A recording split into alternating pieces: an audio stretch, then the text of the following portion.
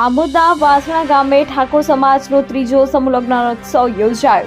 પ્રાપ્ત માહિતી અનુસાર ભરૂચ જિલ્લાના આમોદ તાલુકાના વાસણા ગામે પાટણવાડિયા ઠાકોર સમાજનો ત્રીજો સમૂહ લગ્નોત્સવ ઉજવવામાં આવ્યો, જેમાં 21 નવદંપતીઓ પ્રભુતામાં પગલાં માંડ્યા હતા.